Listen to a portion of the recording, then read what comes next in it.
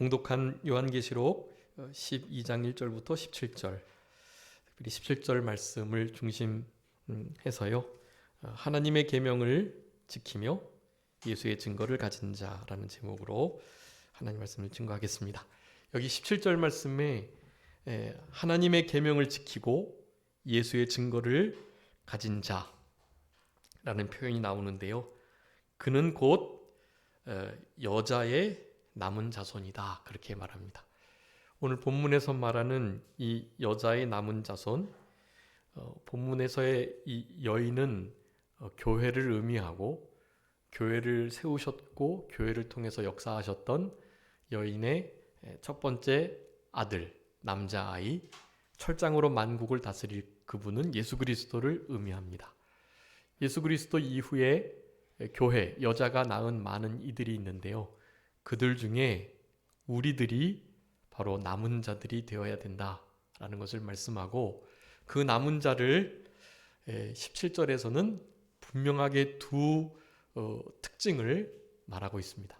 하나님의 계명을 지키는 자, 그리고 예수의 증거를 가진 자라는 것입니다.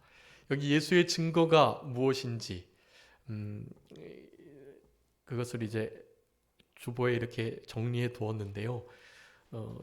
예수의 증거라는 말씀을 해석할 때 그것이 이제 소유격을 동반한 목적어로 볼 때는, 그러니까 예수님의 증거, 예수님의 증거하시는 것이라고 표현할 수가 있고요.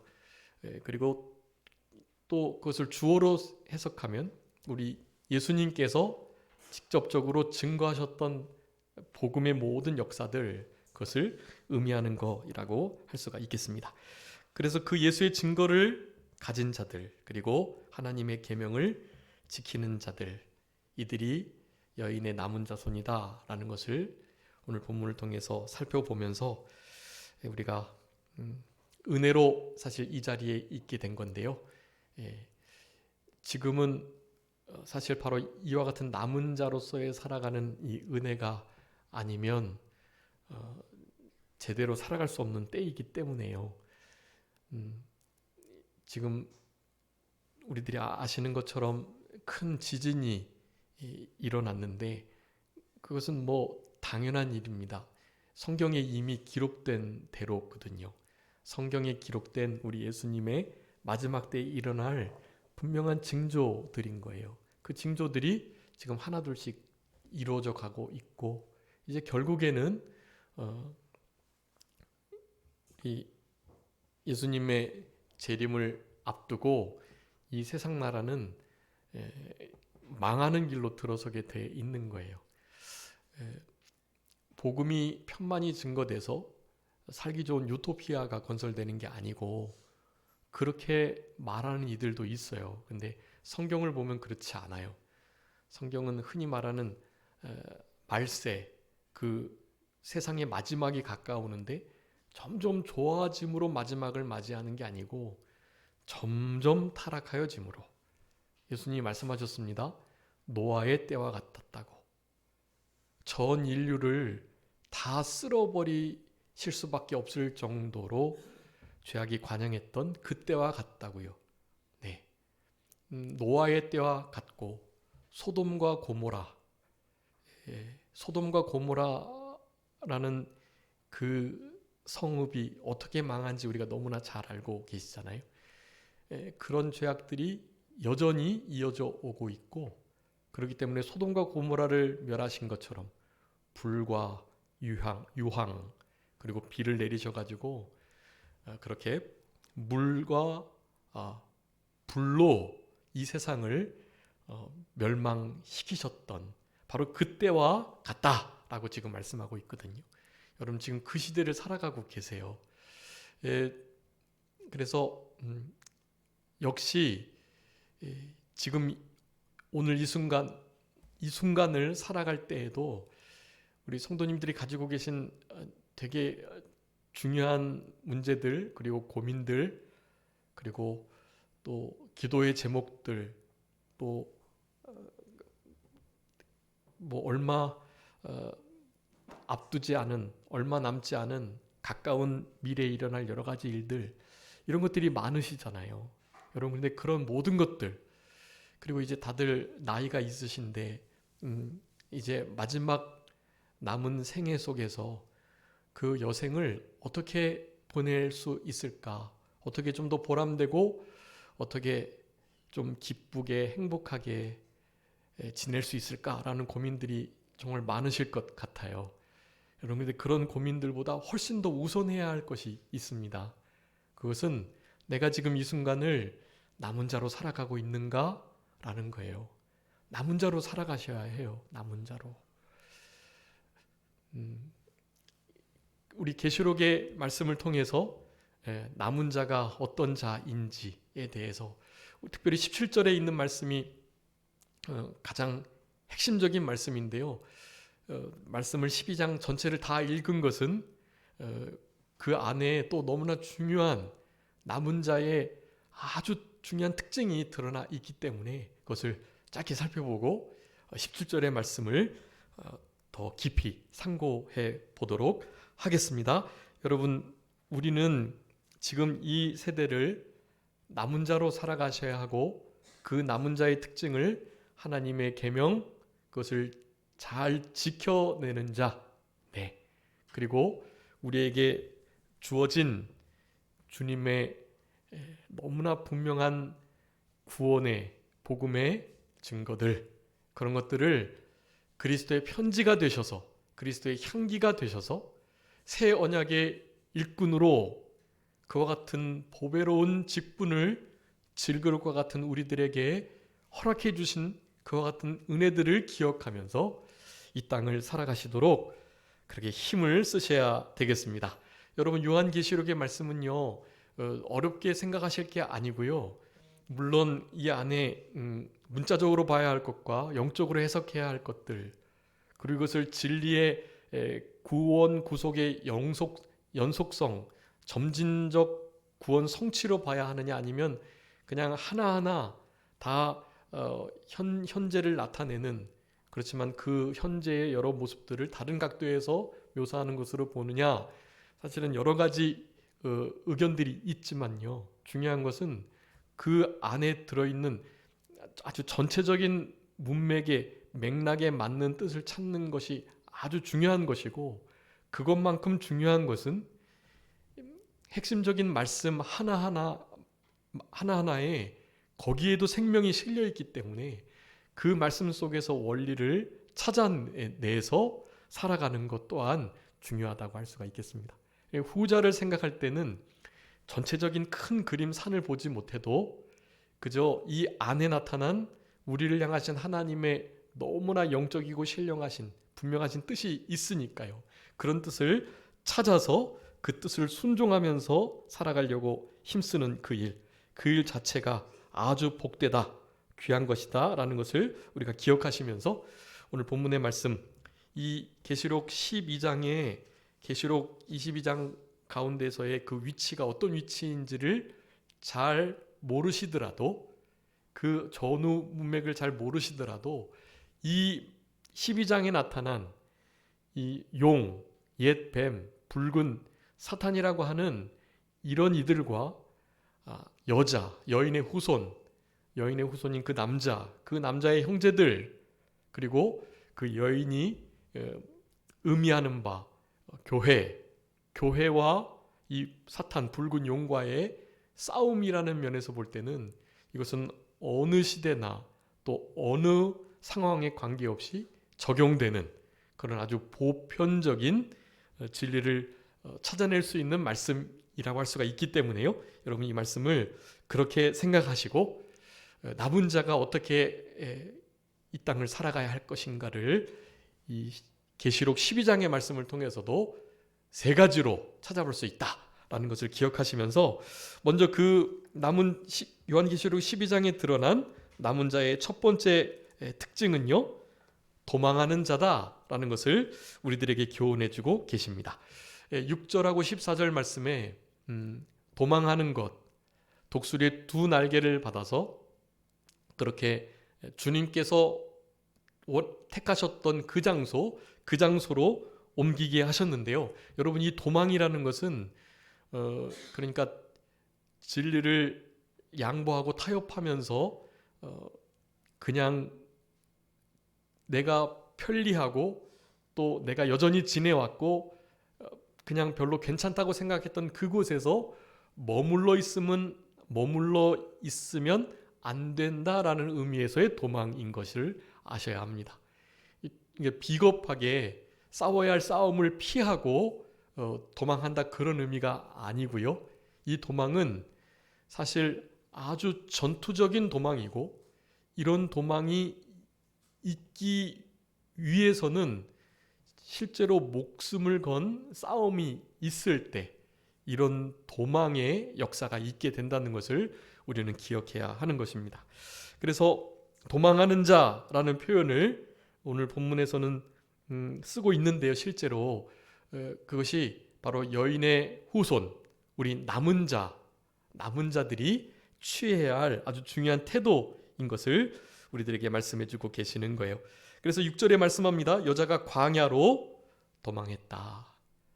이 사탄 마귀가요, 자기들의 때가 얼마 남지 않은 줄 알고 하나님의 말씀을 가진 자, 그 말씀과 예수의 증거를 가진 자, 그리고 하나님의 교회를 돕고 그 교회를 일으키는 자, 그 교회 자체, 이것을 사탄은 너무나 싫어해가지고 항상 공격을 할 수밖에 없는 거예요. 그들은 우리가 남은 자로 살아가게 되면은요, 사탄의 이런 공격을 피할 수가 없어요. 물을 강같이 토해내가지고 우리를 그 물 속에 질식하여 죽게 만드는 것입니다. 여러분, 이런 것에 우리는 넘어지면 안 되고요. 땅도 우리를 돕는다 그랬어요. 땅이 그 입을 벌려서 그 물을 삼키는 역사로 하나님께서 도와주세요. 이런 일을 잘 감당하려면 바로 광야로 도망하여 우리 주님께서 예비하신 그 양육을 잘 받아내야 되는 것이, 여러분, 지금 이 시대가 바로 양육받을 그러한 시대예요. 1260일이라고 표현하고 있는데 이것을 30일을 한 달로 잡았을 때 42달, 한때 두때 반때의 절반을 가리키는 거예요. 한때 두때 반때, 이게 세때 반이잖아요.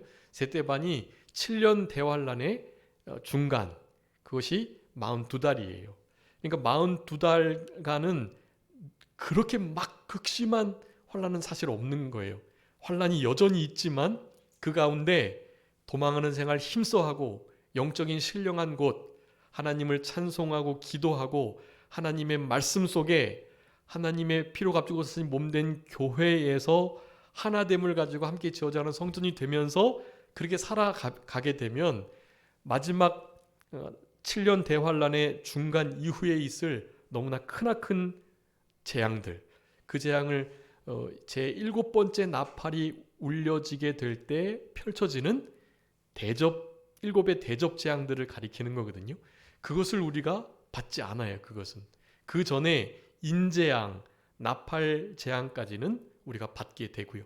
여러분, 실제로 우리는 지금 그런 속에 있다는 것을 아셔야 합니다.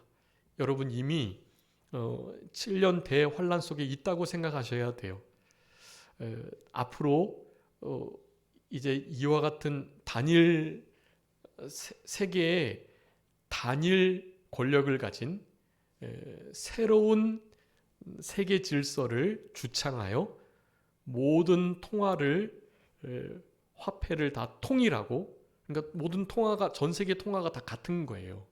그렇게 되고, 그렇게 될 만한 어떤 선한 영향력을 가진 이들이 전 세계를 그렇게 하나가 되는 일을 반드시 하게 될 것입니다. 여러분, 그런 때가 오게 되면은요, 그때부터 진짜 7년 대환란이 시작된다라고 생각하시면 돼요. 근데 그 전까지도 여전히 대접 재앙에 있는 일부의 재앙들이 지금 이 순간에도 일어나고 있다라는 것을 아셔야 하고요. 우리는 대접 재앙 하나도 안 받는다. 나팔 재앙 7번째 나팔이 울려 퍼지면 대접 재앙이 시작되는데 7번째 나팔 울려지기 전까지 우리는 모든 재앙들을 그렇게 다 받는다. 이것이 기본적인 생각이지만 거기에 딱 묶여 계시면 안 되고요. 지금도 인, 나팔, 대접 재앙의 부분들의 고통들과 또 위협들과 고난들이 있다라는 것. 근데 이제 이와 같은 일반적인 우리의 삶 속에서 얻어지는 그런 고난 말고요. 아주 특별한 고난이 오게 되어 있어요. 여러분 지난 우리 횟수로 3년간의 코로나 시국이 있었는데요. 이제는 마스크를 벗고 예배를 드릴 수 있게 되었는데요. 이제는 코로나를 누가 걸려도 양성이 됐다 해도 추적하거나 그 근처에 갔던 사람까지 강제로 검사를 받게 하거나 무조건 일주일 동안 나가지 못하게 한다거나 이런 일이 없는 거죠. 그것이 이제 해제가 된 거예요. 그런데 우리는 2년 동안 실제로 그렇게 살아왔습니다. 사실 한 번도 경험해 보지 못했던 그런 통제였던 거예요. 심지어는 교회에 오지도 못하게 했으니까요. 미국조차도 교회에 가는 것을 금해야 된다.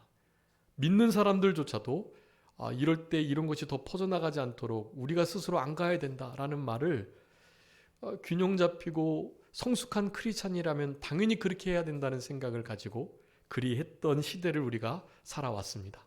여러분 그것을 잘 복귀하셔야 해요. 많이 말씀드렸지만 그것은 사실 예비고사나 마찬가지. 이제 본고사를 치르게 될 건데 비슷한 유형의 시험이 오게 될 것입니다. 이제 그런 때가 와요. 다시 경험해보지 못했던. 그래서 성경은 그런 환난을 전무후무한 환난이다라고 말을 하는 거거든요. 여러분 그렇기 때문에 그런 환난이 올 때를 지금도 환난을 살아가는 것처럼 잘 통과하셔야 해요. 지금 잘 통과하시지 못하면 실제로 그런 일이 닥치게 될 때는 전혀 그것이 시험인지도 알지 못하고 넘어지게 되는 것이에요. 우리가 옷을 젖게 되는데 그냥 물을 끼얹으면 그 물을 피하려고 힘을 쓰겠죠. 그런데 이를테면 보슬비, 부슬부슬 내리는 그런 보슬비에 사실 실제로 옷이 젖는 거예요. 속옷까지요. 젖는지 모르고 그냥 좀 시원하다, 조금 이렇게 물기가 있는 것 같다라고 생각하지만 그렇지만 그것이 우리의 몸까지도 적시는 일을 하게 되는 것입니다. 개구리 뜨거운 물에 들어가면 당장 빠져나오지만 개구리가 미지근한 물에서부터 있을 때에는 그것을 서서히 달구게 될 때 거기서 익어서 죽게 된다는 실제로 그런 실험이 있었어요. 네, 마치 그와 같습니다. 그런 시험을 여러분 우리가 당하게 될 것이니까요. 여러분 지금 이때를 힘써서 광야로 주님 계신 곳으로 도망하는 그런 신앙생활을 하셔야 합니다. 도망할 필요 없이 너무나 안락하고 또 안정적이고 괜찮지만 그렇지만 우리의 심령은 날마다 주님 계신 곳으로 주님이 우리에게 있기를 원하시는 곳으로 이 세상을 피하여 하나님이 원하시는 곳, 예비하신 곳, 우리의 심령이 실제로 살고 양육받을 수 있는 곳, 그것을 성경은 요한계시록 12장은 광야라고 표현하는데요. 여러분 그 광야로 도망하셔야 하는 거예요. 바벨론에서 18장에 보면 바벨론 거기서 나오라. 그들이 받을 징계와 하나님의 준엄하신 심판을 피하고 그곳에서 나오라라고 되어 있어요. 거기 도망하라 되어 있는 거예요. run. 그곳에서 뛰쳐나오라 그런 의미예요. 여러분 우리는 세상에 물들고 세상에 취해야 할 자들이 아니고 세상을 사랑하지 않고 그 세상을 미워하면서 세상에 미움을 받는 우리는 그 세상을 멀리하면서 이 땅을 살아가야 하는 거예요.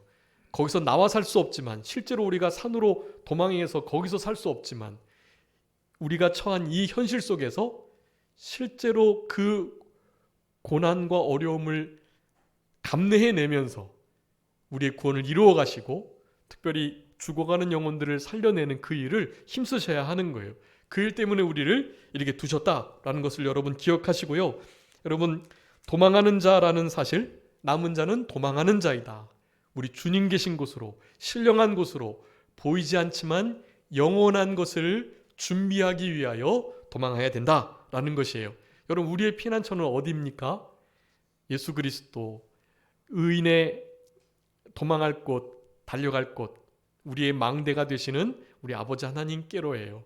하나님께로, 우리 예수님께로, 성령님께로 힘써 다름박질하고 도망하는 우리들이 되어야 하는 것입니다. 그런 자들이 될 때 이제 인, 나팔, 대접재앙, 7년 환란 중에 너무나 큰 전무후무한 모든 환란들을 여러분 이겨낼 수 있어요. 여기서 광야에서 양육받은 것만큼 승리하게 돼 있습니다. 그래서 심지어 피 흘리기까지 싸우다가 죽을 수 있는 그런 실력이 길러지는 거예요. 여러분, 그런 영적 실력이 길러질 수 있도록 그렇게 살아가셔야 하는 것입니다. 여러분, 근데 그 광야로 갈 때는 어떻게 광야를 가야 된다고 14절에 말씀합니까? 14절에 보니까 독수리 두 날개를 받아야 된다라는 거예요. 그냥 독수리가 아니라 아주 큰 독수리요. 큰 독수리의 두 날개를 받아가지고 광야로 도망해야 된다. 광야로 하나님이 예비하셨던 그 자리로 날아가야 된다는 거예요. 여러분, 이 독수리 두 날개는 우리가 잘 아는 것처럼 하나님 아버지의 인도하심, 돌봐주심, 도우심, 함께해 주심, 그런 것을 의미하는 것이고, 여러분 출애굽기 19장이나 신명기 32장에 우리 이스라엘 백성들을 하나님께서 얼마나 독수리의 역사로 업어주시고 인도하여 주시고 이끌어 주시고 함께하여 주셨는지를 설명하고 있어요. 우리가 잘 아는 말씀인데요, 이사야 40장 한번 읽어주세요. 31절, 이사야 40장 31절.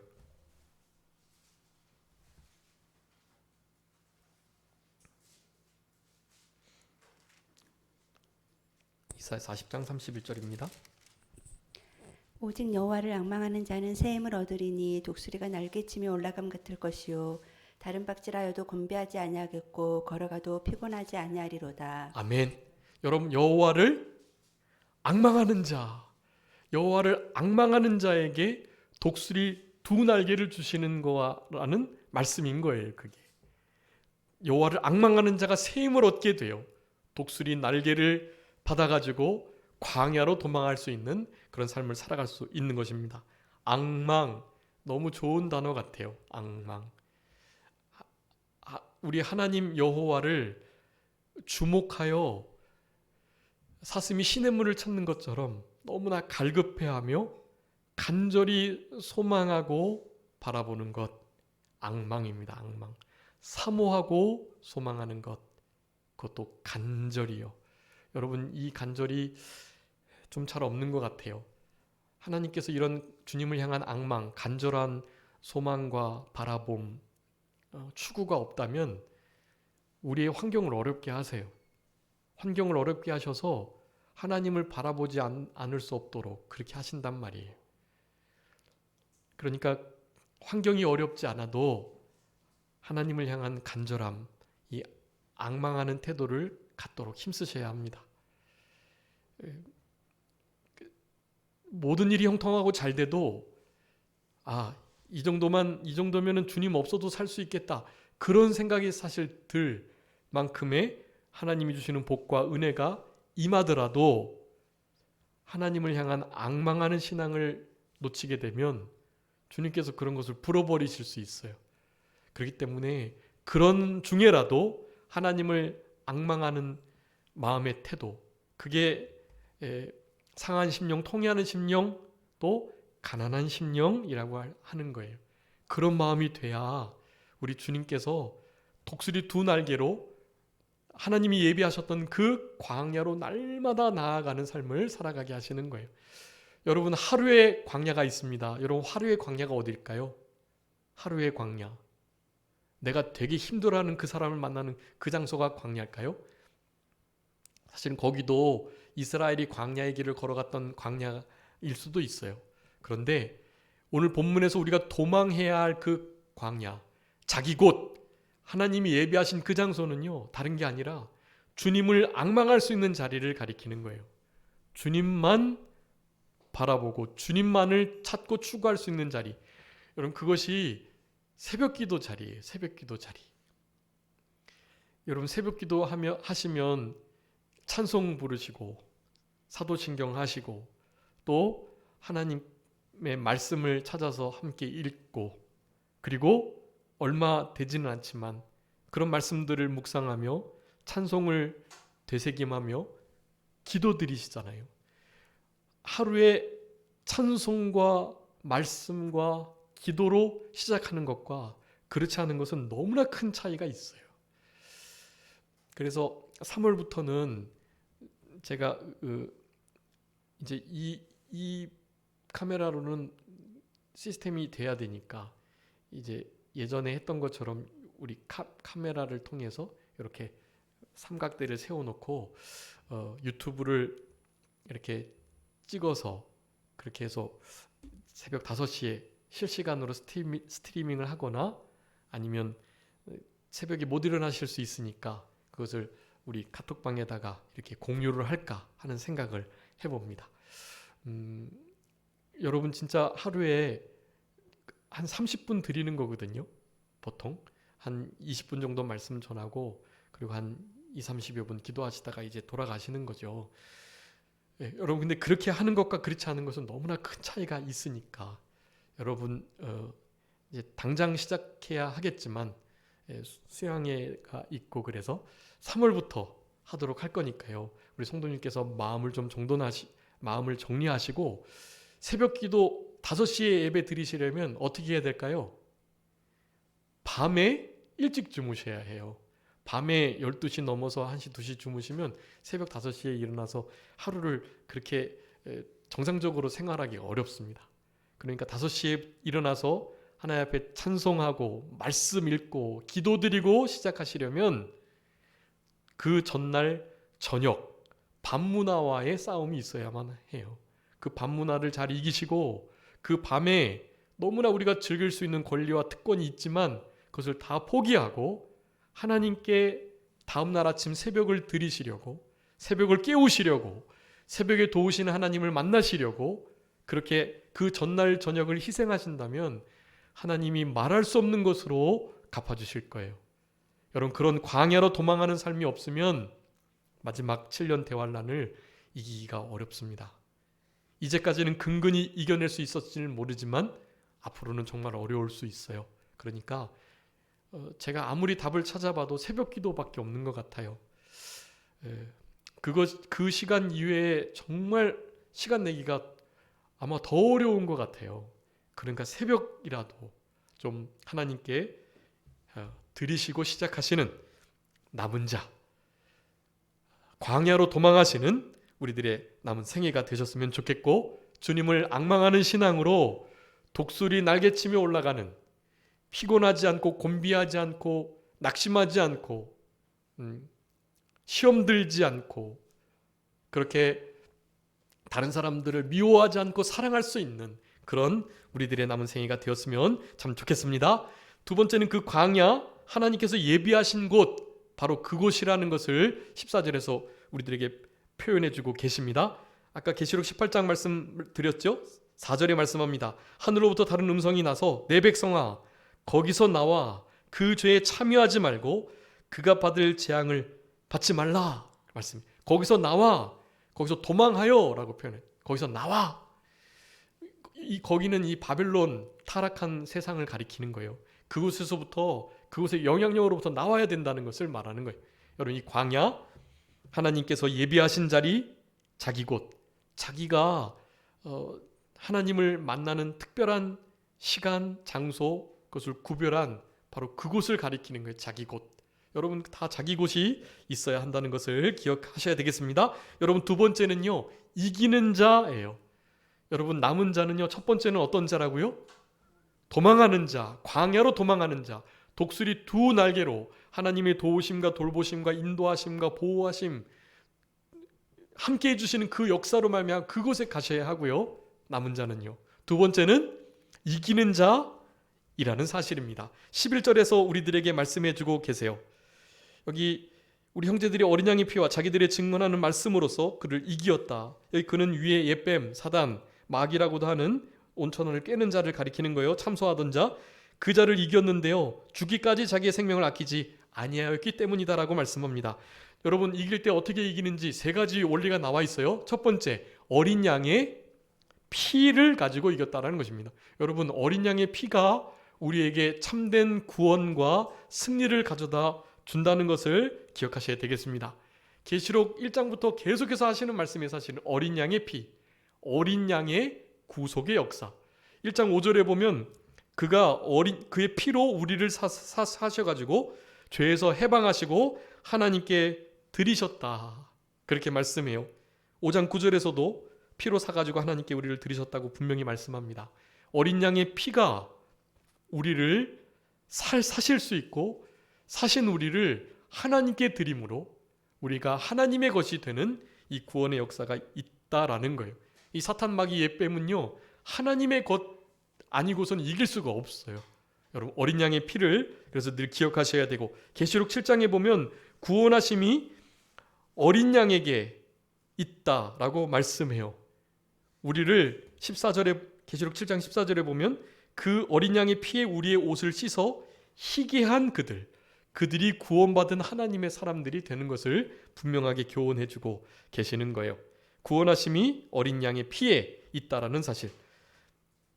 여러분, 또 거기 주보에 기록해 두었는데요. 7장 17절, 어린 양이 목자가 되셔서 생명샘으로 우리 인도하신대요. 그러니까 이길 수 있는 거예요. 12장 11절에서도 말씀합니다.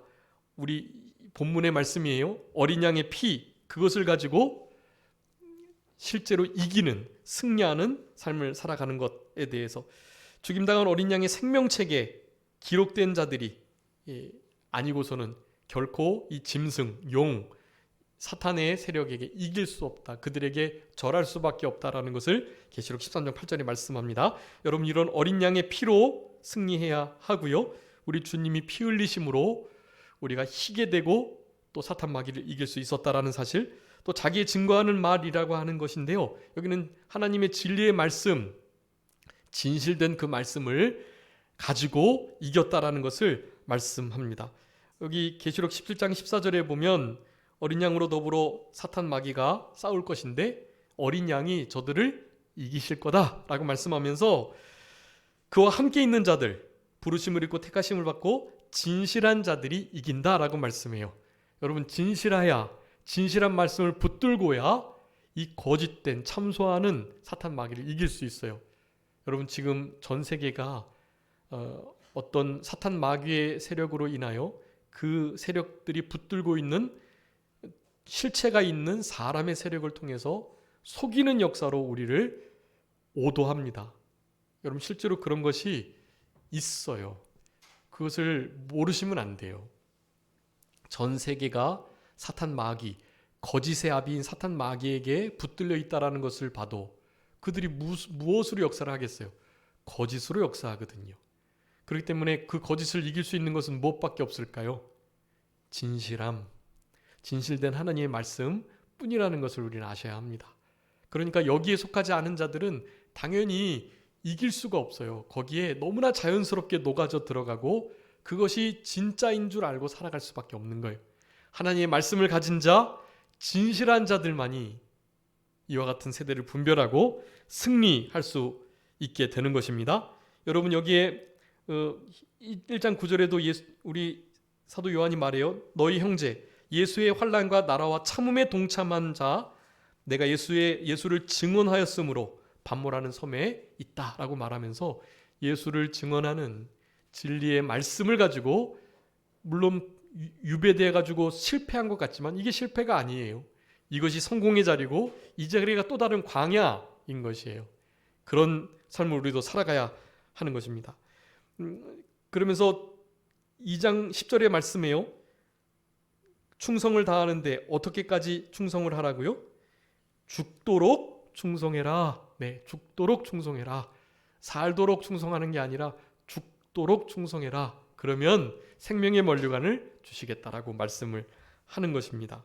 여러분, 죽기까지 생명을 아끼지 않고, 생명을 아끼지 않는다는 말씀은요, 생명을 사랑하지 않고, 원어에는 그렇게 번역할 수 있거든요. 생명을 아끼지 않고, 생명을 사랑하지 않고 실제로 하나님의 말씀을 생명과 바꿀 수 있는 자들만이 승리할 수 있다는 것인데요. 히브리서 12장 4절에 있습니다. 우리가 싸울 때 어떻게 싸우라고요? 피 흘리기까지 싸워야 한다. 여러분, 우리가 승리하지 못했던 이유 중에 하나는 피 흘리기까지 싸우지 않았기 때문이에요. 여러분, 언제 신앙을 또 우리의 구원을 이루기 위하여 피 흘리기까지 싸우시려고 노력해 보셨는지요? 언제 피 흘려 보신 적이 있으신지요? 여러분, 그것을 생각해 볼 때 실제로 피 흘림이 없으면 이기기가 어려운 시대를 우리가 살아간다는 것을 기억하고, 죽기까지 예수님의 피를 의지해서 진실한 하나님의 말씀을 생명 삼고 생명을 아끼지 않는 우리들이 되어야 할 것입니다. 요한복음 12장 25절의 말씀에요. 생명을 사랑하는 자 잃게 될 것이다. 그렇지만 그 자기 생명을 미워하는 자는 어떻게 해요? 영생하도록 보존되겠다라고 말씀해요. 여러분, 우리의 생명이 사망이 아닌 이 썩어질 것이 생명의 삼킨 바가 되어야만 우리가 승리할 수 있고 영생을 취하며 누리며 맛보며 영생을 이룰 수 있는 우리들이 될 수 있다라는 것입니다. 여러분, 이제 오후 예배 때도 다 이렇게 다루어 볼 건데요. 우리 사도행전 20장 24절에 사도 바울이 고백해요. 내가 우리 하나님의 은혜의 복음, 그것을 복음 전하는 그 일을 마치려 하면 나의 생명을 조금도 귀한 것으로 여기지 않는다. 여러분, 우리의 생명을 귀하게 여기지 않고 아끼지 않고 사랑하지 않을 때, 여러분, 그럴 때 이길 수 있어요. 우리가 죽으려 할 때 실제로 살 수 있다는 것을 기억하셔야 되겠고, 우리 빌립보서 1장 21절에도 말씀합니다. 사는 것이 그리스도니 죽는 것도 유익합니다. 여러분, 우리의 죽음이 날마다 죽노라 고백하는 그 자기를 십자가에 늘 넘겨주는 그 죽음의 신앙생활이 실제로 우리에게 예수 그리스도의 생명이 나타나게 하신다라는 것, 여러분, 그것을 기억하시고, 아이고 참, 이게 하나님의 계명을 지키는 자, 그 계명이 무엇인지를 그 요한일서 3장에 말씀 써두었습니다. 그리고 예수님의 증거, 아까 말씀드렸던 것처럼 예수님이 증거하시는 것, 예수님을 증거하는 것, 그 두 가지인데요. 여러분, 그것은 곧 우리 안에 실제로 예수 그리스도의 향기와 편지 역할을 감당하는 그것으로 삶으로 드러낸다라는 거예요. 여러분, 남은 자는요, 하나님의 계명, 그 사랑의 계명, 예수님을 믿고 사람의 계명을 지켜내는 것과 이 예수님의 증거, 근데 이 증거가 그렇게 나타나면 결국 흔적을 가진 자라는 의미예요. 여러분, 우리 2021년에 21년인가요? 1년의 표가 예수 그리스도의 흔적을 지닌 자로 살아가자였잖아요. 그 흔적을 지닌 자의 7가지 흔적을 지닌 자의 삶을 주보에 기록해 두었습니다. 여러분, 그 말씀을 묵상하고 그 말씀대로 살아가며 그리스도의 흔적을 지닌 자가 될 때 예수님을 증거하는 자가 되는 거예요. 예수님을 증거하는 자, 예수님의 흔적을 지닌 자이다. 즉, 하나님의 계명을 순종하고 예수 그리스도의 흔적을 지닌 자가 어떤 자이다? 남은 자이다. 여러분, 그런 남은 자가 승리할 수 있게 된다는 사실을 기억하시고, 그런 승리의 삶을 위해서 날마다 광야로 도망하는 우리의 삶이 되셔야 할 것입니다.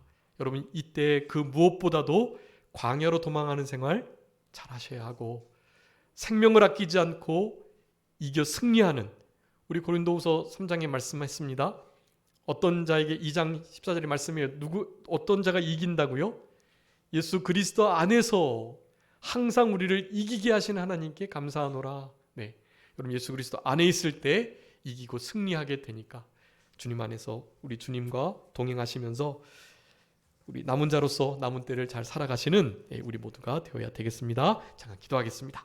살아계신 우리 아버지 하나님, 감사합니다. 우리들에게 남은 자의 삶이 어떠해야 함을 요한계시록 12장의 말씀을 통해서 상고할 수 있도록 은혜를 주신 거 감사합니다. 우리 주님 계신 곳, 주님 예비하신 곳, 큰 독수리 2날개를 받아서 갈 수 있는 곳, 광야로 힘써 다른 박제라고 도망하는 삶을 살아가는 우리들 되게 하여 주시고, 예수 그리스도 주님께서 흘리신 그 피를 의지해서 진리의 진실된 말씀을 생명 삼으면서 날마다 이기고 승리할 수 있도록 주님 도와주시옵소서. 생명을 아끼지 아니하고 생명을 조금 더 귀한 것으로 여기지 아니하고 그 생명을 하나님의 말씀과 맞바꿀 수 있는 순교자적인 신앙을 우리들에게 허락해 주시기를 간절히 바라옵고, 죽는 것도 유익하다는 이 복된 신앙으로 남은 때를 살아갈 수 있도록 아버지 하나님 역사하여 주시옵소서.